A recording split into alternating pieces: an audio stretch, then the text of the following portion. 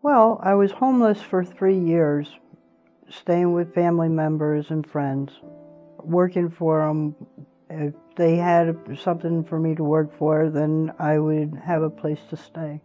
I was always taught when I was younger through my mom the Bible, but I walked away when I was in my teens, and from there it was a struggle. On continuously going to social services and being told that they couldn't help me much, I asked my children to let me go. You know, they had to let go of me for me to be able to find help. I had a full day at social services and it was raining. I got off the bus and had wrong directions to where I was supposed to go.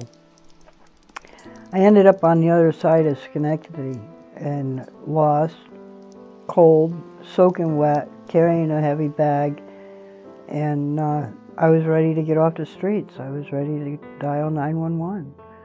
And as I dialed 911 and I was ready to hit send, I heard a voice behind me. Ma'am, this is important. Why aren't you hearing me? Ma'am, you need to answer me. I turned and I looked at her, and as I was thinking I was hitting send, I hit end. And I looked at her and I said, "What?" She said, "Do you know where there's a public bathroom?" I said, "Ma'am, I am not from Schenectady. I am lost myself." She said, Come on, get under my umbrella. We'll go figure it out together." So she found the directions of how to get to the City Mission, and we walked here together.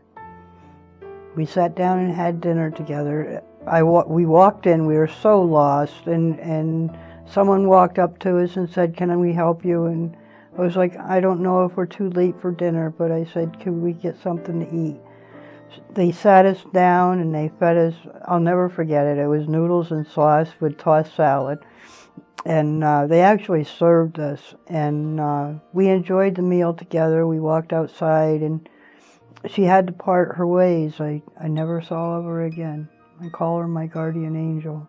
Well, when I first came, it was Miss Linda Banks who had taken my intake, and she allowed me to change my clothes and told me that I could spend the night.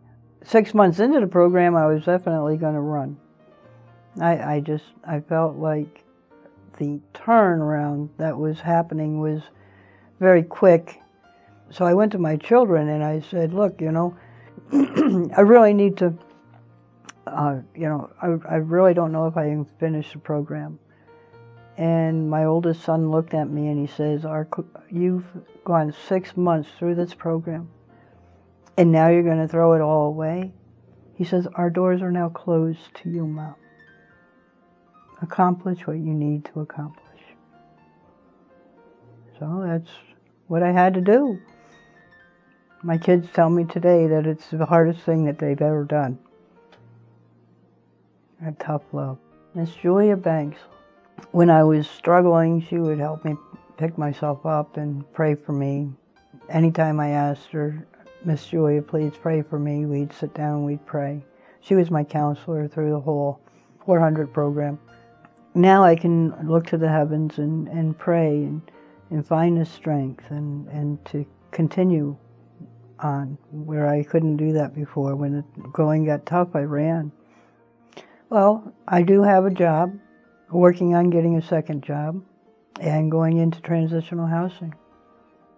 I'm looking into helping other homeless people as well.